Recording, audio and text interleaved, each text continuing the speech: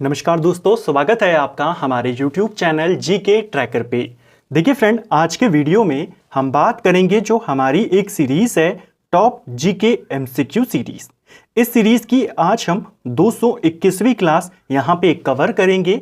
जैसा आप जानते हैं, इस सीरीज में आपको जीके के प्रीवियस ईयर के क्वेश्चन यहाँ पर देखने को मिलते हैं। ऐसे क्वेश्चन जो आपसे अलग अलग स्टेट के एग्जाम में, अलग अलग सेंटर के एग्जाम में पूछे गए होते हैं। साथ में एनसीईआरटी के फैक्ट, एनसीईआरटी के क्वेश्चन भी आपको यहां पर देखने को मिलते हैं।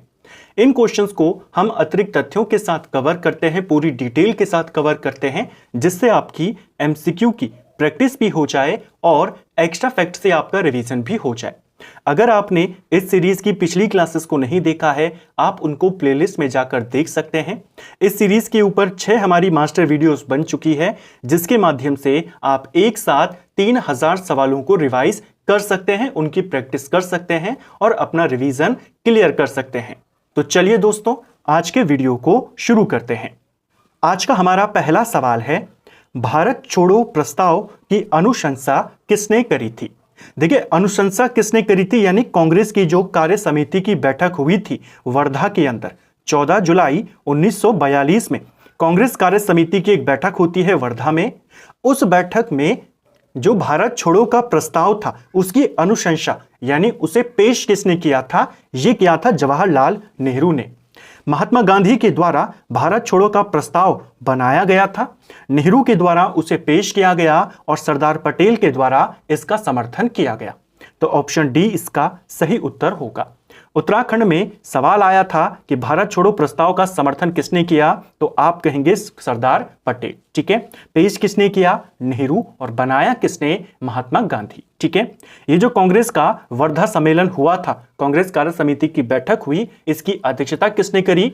सिंपल सा सवाल है। 1942 चल रहा है, सेकेंड वर्ल्ड वॉर का टाइम है, यानी इस समय कांग्रेस के अध्यक्ष कौन थे? अबुल कलाम आजाद थे। ठीक है, नेक्स्ट है, किस स्वतंत्रता सेनानी ने लाठी और अखाड़ा क्लब की स्थापना करी थी?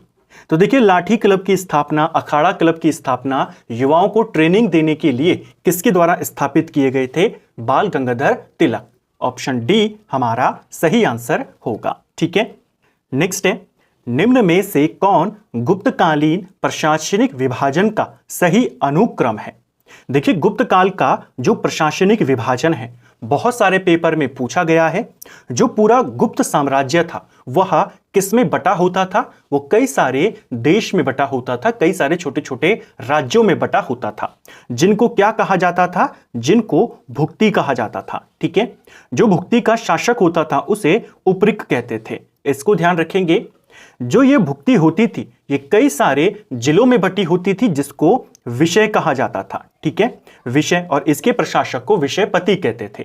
ये जो जिले हैं, कई सारे गांव के समूह में बटे होते थे, जिनको कहा जाता था विथि, और फिर आता है ग्राम। ठीक है, यानी एक ग्राम और कई सारे ग्राम जब होंगे, उनको मिलकर बनेगा विथि, जिसे आप ब्लॉक मान सकते हैं या तहसील मान सकते हैं।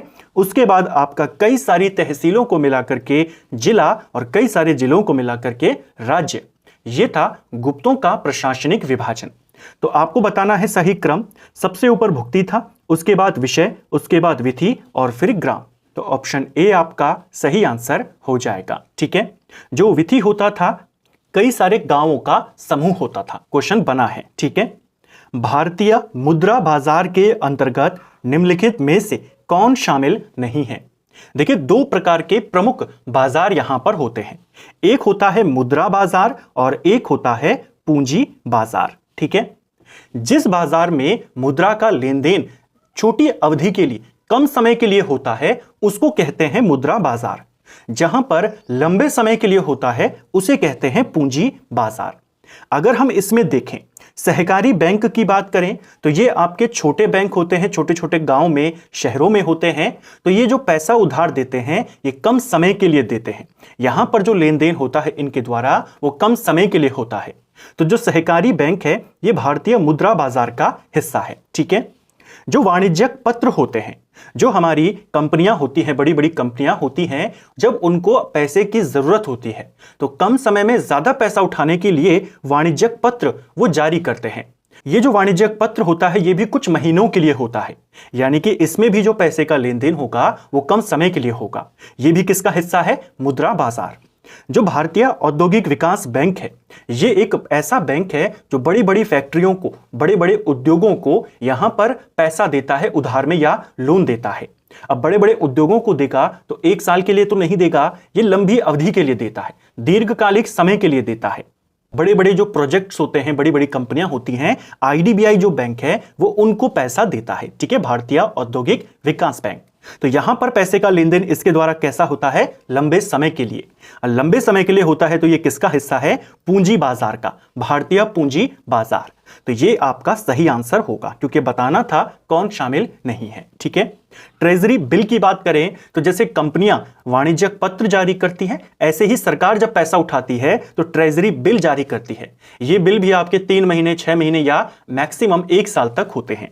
तो इसमें भी क्या है? पैसा कम समय के लिए लेन देन होता है, ठीक है। सिंपल भाषा में भारतीय मुद्रा बाजार उसके अंतर्गत वे आएंगे जहां पर पैसे का लेन देन कम समय के लिए, अधिकतम 1 साल के लिए हो, और उससे ज्यादा हो तो वो भारतीय पूंजी बाजार में आएगा, ठीक है। नेक्स्ट है जनगणना 2011 के अनुसार 0 से 6 आयु वर्ग में न्यूनतम लिंगानुपात वाले 2 राज्य कौन से हैं? देखिए, लिंगानुपात वाले राज्य आपने बताने हैं। कौन से वर्ग में? 0 से 6 वर्ग। 0 से 6 वर्ग का मतलब है आपसे शिशु लिंग अनुपात यहां पर पूछा गया है, ठीक है। क्वेश्चन पेपर में बनता है कि शिशु वर्ग में कितनी आयु तक के बच्चों को शामिल किया जाता है? तो 0 से 6 आयु वर्ग के बच्चों को। अगर हम भारत में 2011 की जनगणना को देखें तो 0 से 6 आयु वर्ग में सबसे कम लिंगानुपात किसका था? हरियाणा का था। हरियाणा का लिंगानुपात लगभग 834 था, और फिर आता है पंजाब 846 के साथ। तो हरियाणा और पंजाब आपका सही आंसर होगा, ठीक है। अगर कहेगा सबसे ज्यादा शिशु लिंगानुपात किस राज्य का था, तो अरुणाचल प्रदेश का था 972, और फिर मेघालय और मिजोरम का 970, ठीक है।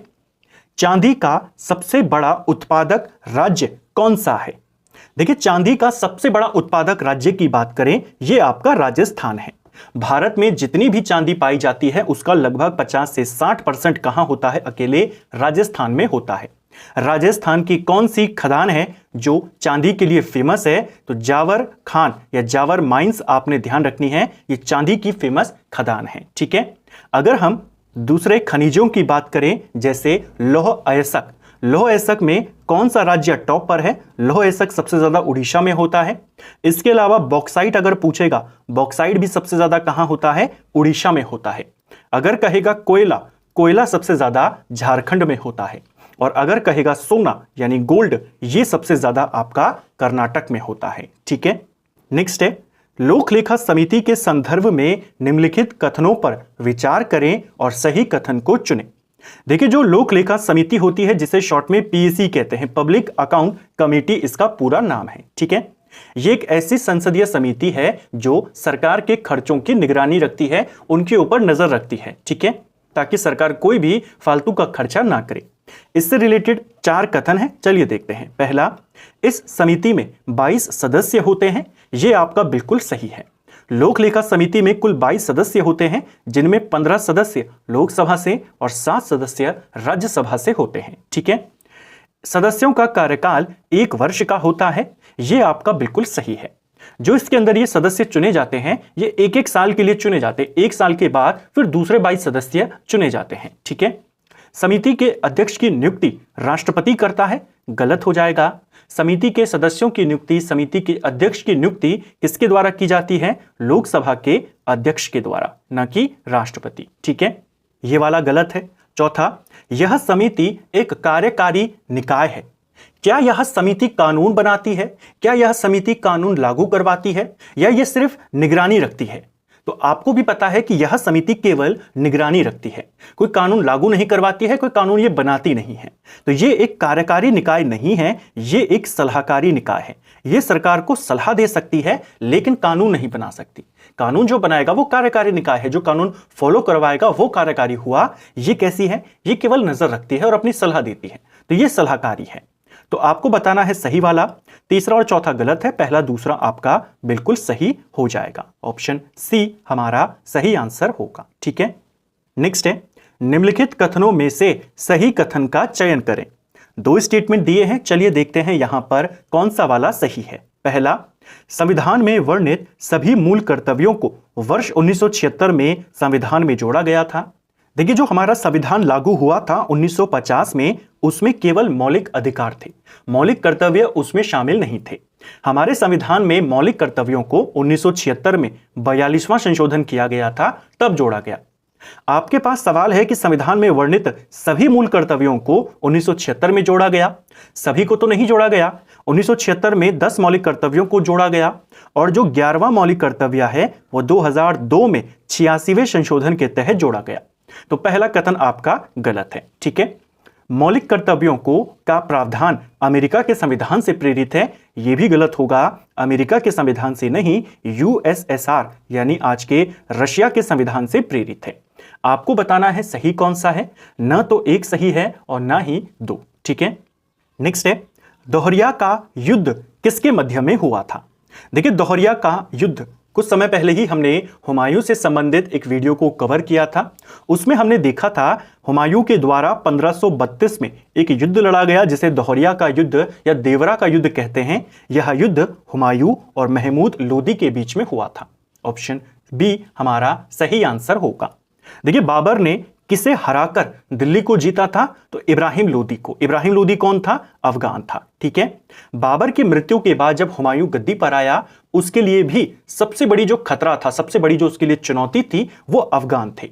हुमायूं का अफगानों के साथ जो पहला युद्ध हुआ वही था दोहरिया का युद्ध। ठीक है, इसमें हुमायूं जीत जाता है, महमूद लोदी को हरा देता है, और जो जौनपुर वाला इलाका है आपका यूपी का, उस पर कब्जा कर लेता है। ठीक है, निम्नलिखित में से संविधान की कौन सी विशेषता या विशेषताएं ब्रिटेन के संविधान से ली गई हैं।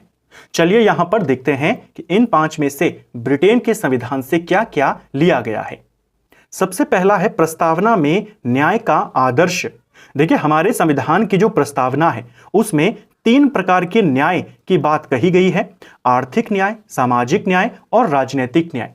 इस न्याय के आदर्श को हमने कहां से लिया है, रूस के संविधान से। ठीक है, तो पहला तो हमने ब्रिटेन से नहीं लिया। राष्ट्रपति पर महाभियोग। देखिए, राष्ट्रपति पर महाभियोग यानी महाभियोग की जो प्रक्रिया है वो हमने कहां से ली है, अमेरिका के संविधान से ली है। ठीक है, यह भी हमने ब्रिटेन से नहीं लिया। संसदीय विशेषाधिकार यानी जो सांसद होंगे, हमारे जो सांसद हैं, उनको कुछ विशेष छूट प्राप्त होती है। वे संसद के अंदर कोई भी बयान दें, उनके ऊपर बाहर उस बयान पर कोई कार्रवाई नहीं हो सकती। ऐसे ही कुछ विशेषाधिकार सांसदों को प्राप्त होते हैं। तो ये जो संसदीय विशेषाधिकार हैं, ये कहां से लिए गए हैं, ये ब्रिटेन से लिए गए हैं। तो तीसरा वाला कहां से है, ये ब्रिटेन से है। प्रस्तावना में बंधुता का आदर्श। हमारे संविधान की प्रस्तावना में जो भाईचारे का आदर्श है, बंधुता का जो आदर्श है, ये किससे प्रेरित है, ये आपके फ्रांस की क्रांति से प्रेरित है, फ्रांस के संविधान से प्रेरित है। तो ये भी आपका गलत है। प्राधिकार लेख, ये हमने कहां से लिया है, प्राधिकार लेख यानी कि जो विभिन्न प्रकार की रिटें जारी की जाती हैं सुप्रीम कोर्ट के द्वारा आर्टिकल 32 के तहत और हाई कोर्ट के द्वारा आर्टिकल 226 के तहत, वो किसके तहत है, वो यही है प्राधिकार लेख। ये हमने ब्रिटेन से लिया है। तो तीसरा और पांचवा हमने ब्रिटेन से लिया है। ऑप्शन सी सही उत्तर होगा। निम्नलिखित में से किस वर्ष राष्ट्रीय निवेश निधि की स्थापना करी गई थी। देखिए, राष्ट्रीय निवेश निधि यानी कि नेशनल इन्वेस्टमेंट फंड, NIF इसको कहा जाता है, शॉर्ट में निफ कहते हैं। इसकी स्थापना 2005 में करी गई थी, जनवरी 2005। बेसिकली सरकार के द्वारा जो पब्लिक सेक्टर्स की बड़ी बड़ी कंपनियां होती हैं, जिनको PSUs कहते हैं, पब्लिक सेक्टर अंडरटेकिंग कहते हैं, उसमें सरकार का बहुत बड़ा हिस्सा होता है। सरकार जब धीरे धीरे अपना पैसा उन बड़ी बड़ी कंपनियों से वापस निकालती है, डिसइन्वेस्टमेंट करती है, उस पैसे के लिए, उस पैसा जो पैसा है वो कहां जाकर जमा होता है, उसके लिए एक फंड बनाया गया, NIF राष्ट्रीय निवेश निधि, जिसमें वो पैसा यहां पर आकर जमा होगा जो सरकार ने निवेश किया था और अब वापस ले लिया है। ठीक है, वो इसी में होता है। कब बनाया गया था इसे, 2005 में। नेक्स्ट है, निम्नलिखित युग्मों में से कौन सा एक सही सुमेलित नहीं है। देखिए, एक तरफ इकोनॉमिक्स की कुछ इंपॉर्टेंट शब्दावली है कि भुगतान संतुलन में क्या क्या शामिल होता है, चालू खाता में क्या क्या होता है और पूंजी खाता में क्या होता है। दूसरी तरफ इनमें शामिल होने वाली चीजें, चलिए देखते हैं। क्या भुगतान संतुलन में दृश्य, अदृश्य और ऋण मदें शामिल होती है। देखिए, जो भुगतान संतुलन होता है, बैलेंस ऑफ पेमेंट होता है, इसके अंदर पूरी जो आर्थिक गतिविधि होती है किसी भी देश की वो शामिल होती है। यानी कितना सामान वो देश बेचता है, कितने का वो एक्सपोर्ट करता है, कितना इंपोर्ट करता है, कितना उस देश के ऊपर लोन है, कितना उस देश ने लोन दिया हुआ है दूसरे देशों को, वो सब किस में शामिल होता है? भुगतान संतुलन में। तो इसमें दृश्य यानी जो चीजें हम देख सकते हैं, जैसे इंपोर्ट की गई चीजें, एक्सपोर्ट की गई चीजें, दूसरी है अदृश्य चीजें यानी जो हम सेवाएं देते हैं उसको भी इसमें शामिल किया जाता है और लोन आदि को भी इसमें लिखा जाता है। ठीक है, तो भुगतान संतुलन में पूरे देश की जो आर्थिक गतिविधियां हैं, चाहे वो दिखाई देने वाली हो या ना दिखाई देने वाली, दिखाई देने वाली मतलब कि जो कोई ऑब्जेक्ट हो गया, जैसे कोई सामान हो गया, और फिर या फिर आपकी सर्विसेज हो गई, सेवाएं हो गई। ठीक है, दूसरा है चालू खाता, वस्तुओं और सेवाओं का आयात निर्यात।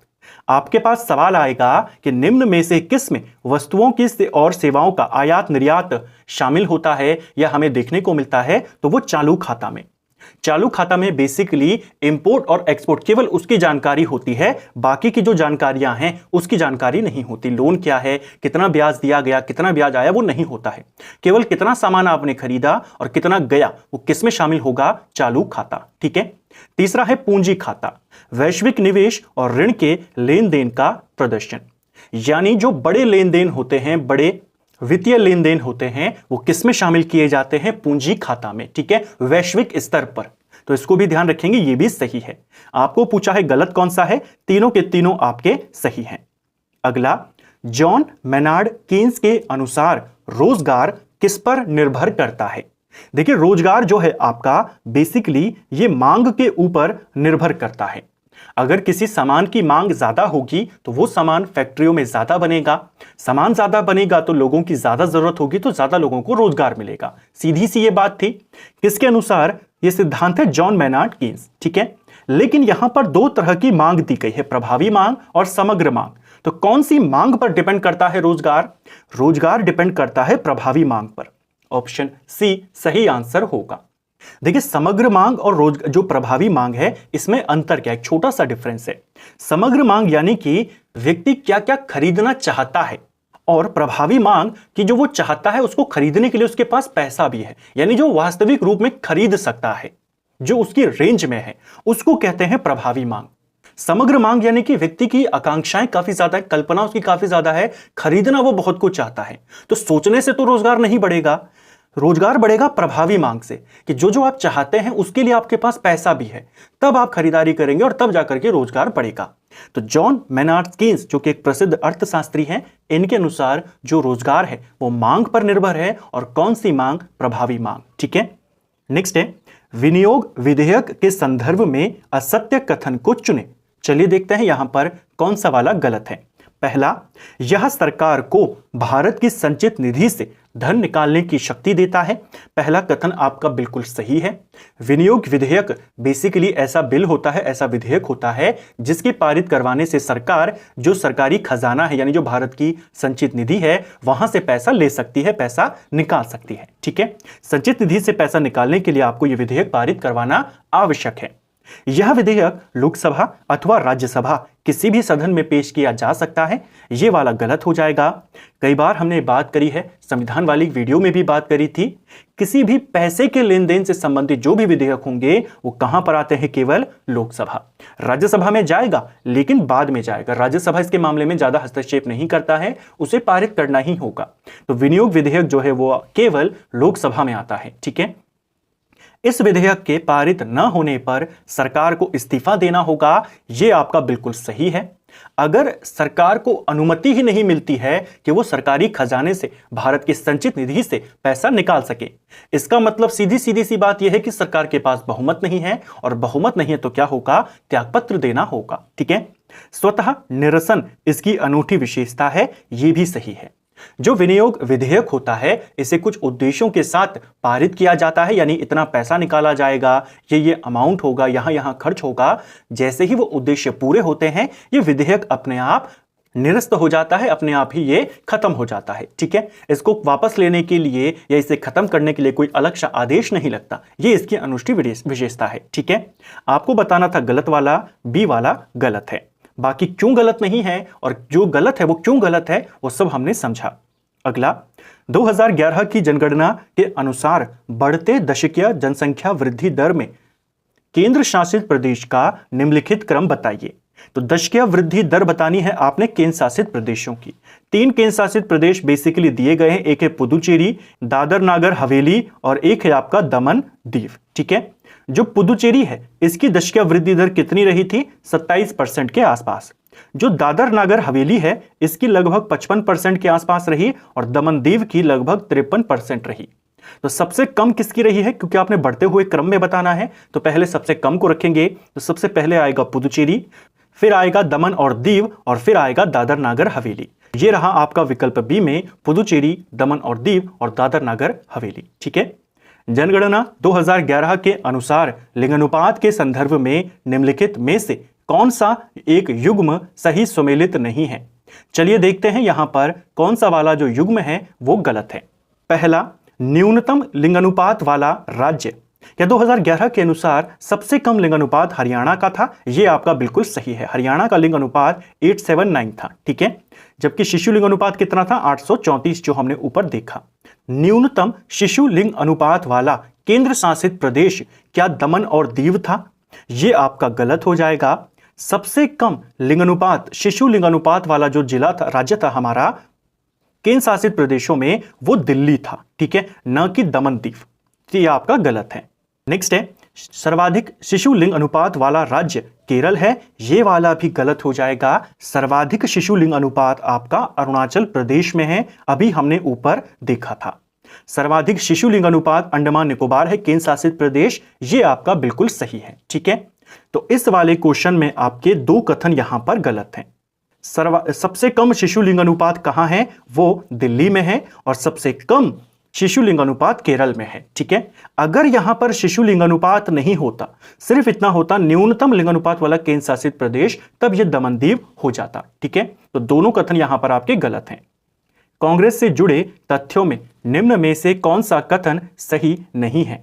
तो कांग्रेस से जुड़े आपके 2 स्टेटमेंट यहां पर दिए गए हैं। चलिए देखते हैं कौन सा वाला गलत है। पहला, गांधी जी ने पहली बार 1901 के कांग्रेस के अधिवेशन में भाग लिया। कांग्रेस का 1901 में कोलकाता में एक अधिवेशन होता है और इसमें महात्मा गांधी भी हिस्सा लेते हैं।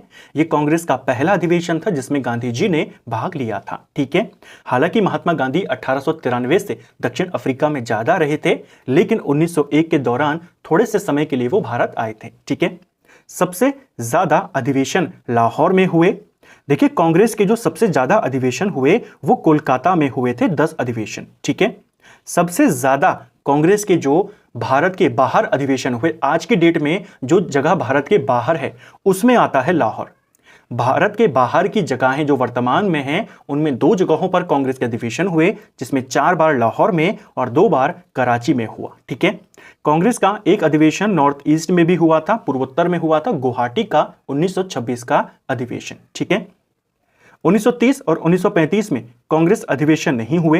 देखिए, कांग्रेस के अधिवेशन कब कब नहीं हुए? एक 1930 में नहीं हुआ, फिर 1935 में नहीं हुआ। ठीक है, पहले 30 में नहीं हुआ, फिर 31, 32, 33, 34 इन सब में हुआ, फिर 35 में नहीं हुआ।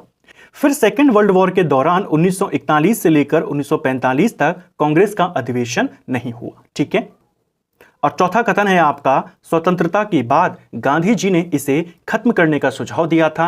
यह कथन आपका बिल्कुल सही है। गांधी जी ने सुझाव दिया था जब भारत आजाद हो गया कि कांग्रेस का जो उद्देश्य था वो पूरा हो चुका है और अब इसे समाप्त कर देना चाहिए। आपको पूछा है इनमें से कौन सा कथन गलत है, तो गलत वाला है आपका ये, लाहौर में नहीं कलकत्ता में हुए। हरित क्रांति के संदर्भ में कौन सा कथन सही नहीं है? हरित क्रांति से जुड़े हुए 4 स्टेटमेंट हैं, चलिए देखते हैं। भारत में हरित क्रांति का पिता डॉक्टर एम स्वामीनाथन को माना जाता है। यह आपका बिल्कुल सही है।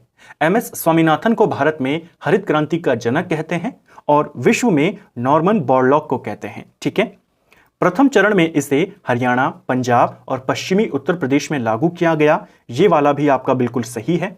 हरित क्रांति का जो पहला चरण था वो आपके पंजाब, हरियाणा और पश्चिमी यूपी में हुआ। इसी क्षेत्र में ज्यादा प्रभाव भी हमें हरित क्रांति का देखने को मिला। बाद में इसे दक्षिण भारत के आपके तमिलनाडु, आपके कर्नाटक, वहां पर जारी किया गया। ठीक है, हरित क्रांति से चावल, दाल, गन्ना के उत्पादन में काफी वृद्धि हुई। ये कथन आपका गलत हो जाएगा। हमने कई बार बात करी है कि हरित क्रांति से खाद्यान्न, खासकर गेहूं की फसल को ज्यादा फायदा हुआ था, उसका उत्पादन काफी ज्यादा बढ़ा था। जो दलहन की फसलें थी, इसके अलावा जो नगदी फसलें थी, उस जो हमारे मोटे अनाज थे, उस पर ज्यादा लाभ नहीं हुआ। ठीक है, आपको गलत वाला बताना था, सी वाला गलत है।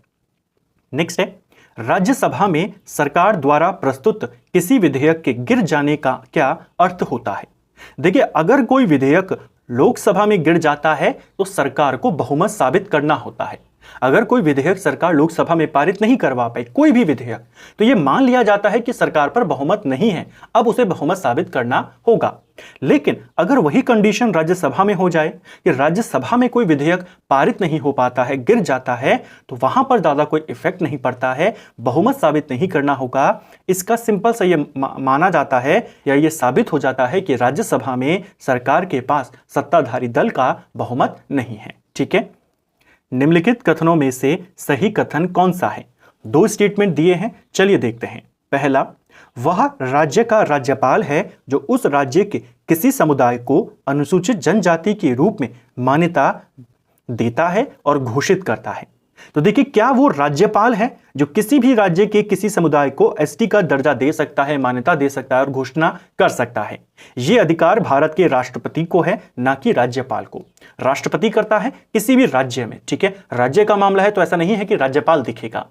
किसी भी राज्य में किसी भी समुदाय को अगर एसटी के रूप में मान्यता प्रदान करनी है तो राज्यपाल की सलाह पर राष्ट्रपति करेगा। ठीक है, तो पहला वाला गलत है। दूसरा, किसी राज्य में अनुसूचित जनजाति के रूप में घोषित किसी समुदाय के लिए यह आवश्यक नहीं है कि दूसरे राज्य में भी ऐसा हो।